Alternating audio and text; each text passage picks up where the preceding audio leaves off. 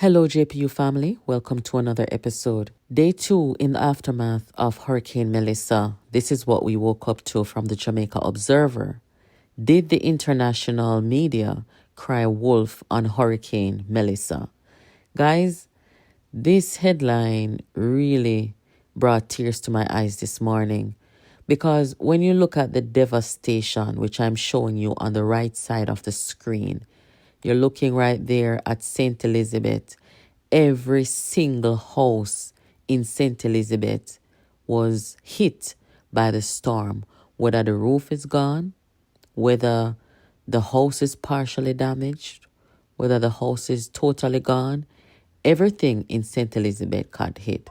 After the most catastrophic hurricane in Jamaica's modern history, Category 5, monster of a storm or monster hurricane, the nation is still trying to pick up the pieces only 2 days after. Homes are gone, roads are washed away, lives lost. The scars, both physical and emotional, run deep. But today, something as shocking as this editorial from the Observer, for them to even post something like this, suggesting that the international media exaggerated the danger of Hurricane Melissa and that perhaps the coverage was overhyped in the manner of the fabled boy who cried wolf. Really? After everything Jamaica just went through, I cannot believe this. After the death toll, which we now know is at 9 so far, the displacement, the billions in damage, and the ongoing humanitarian crisis. According to this editorial, for almost a week, Jamaica held international headlines from CNN, BBC, Al Jazeera to the Weather Channel. Melissa was tracked, analyzed, and feared.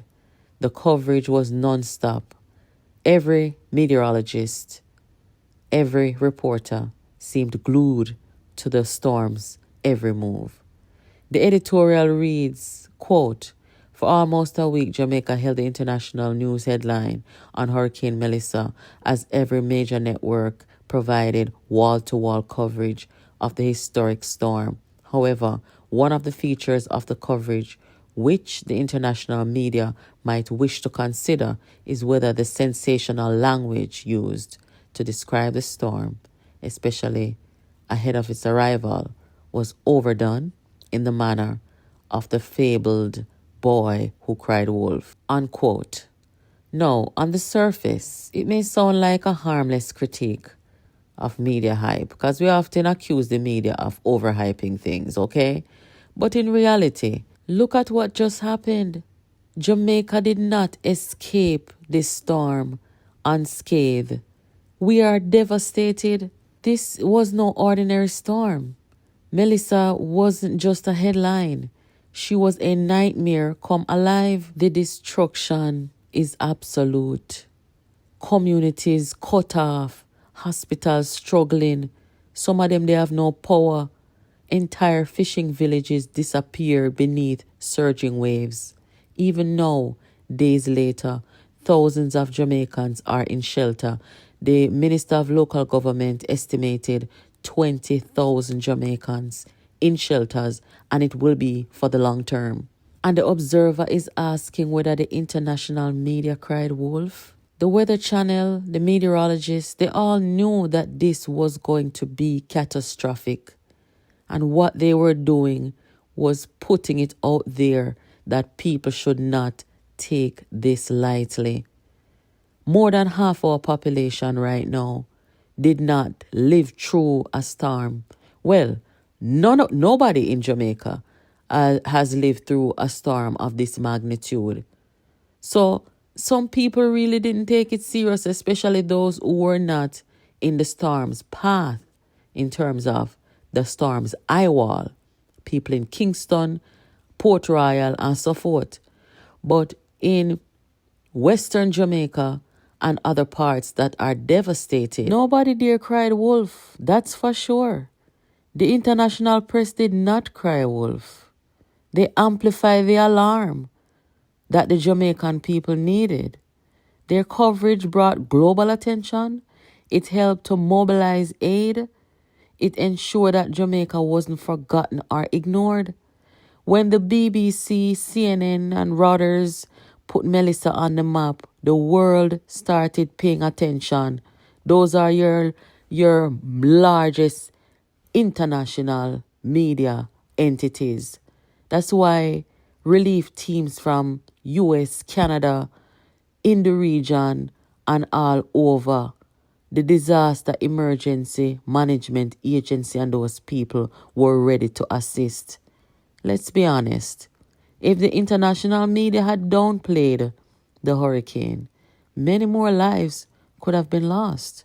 So for the Observer to have an editorial questioning the intensity of that coverage, it's not just tone deaf, it's very irresponsible. This is unbelievable. For the Observer to compare international reporting to the boy who cried wolf. But that story ends with a community destroyed because they ignored a real warning. That's the irony. The lesson of the boy who cried wolf is not about the danger of too much warning. It's about the danger of not listening when the warning is real. And Melissa was very real. Ask the families in St. Elizabeth, in Westmoreland, who lost everything. Ask the linemen who have been working around the clock to restore electricity, or the small farmers in St. Elizabeth who watched their livelihoods washed away in hours. To suggest that the warning were exaggerated is an insult to the people suffering. Now, some might ask, why even bother responding to the Jamaica Observer? Well, because narratives matter. And in times of crisis, words shape reality. When a respected national newspaper like the Observer questions the seriousness of coverage, it risks rewriting the truth. It can influence public perception, and worst of all, it can downplay the urgency of future disasters. If the media and the public start believing that warnings are, quote, overblown, what happens next time? What if, in the next hurricane, people decide not to evacuate because they think it's just hype? What is wrong with the Observer? Let me say this to the Jamaica Observer. Good journalism saves lives, okay? It informs, it warns, and it holds power to account. But when the media, especially local media, starts undermining that duty, it damages public trust. The Observer had a chance to use its editorial to unite the country, to highlight resilience, to call for rebuilding, or to thank the first responders and volunteers. Instead, they choose to question whether the storm was overhyped. This cannot be real. This is not the time for semantics. This is time for solidarity. Let's not forget, the people of Jamaica are still suffering. Children are out of school and will be out of school for some time in these parishes that were hard hit. Mothers are struggling to find food right now. Farmers have lost crops. Fishermen have lost boats. Families have lost loved ones.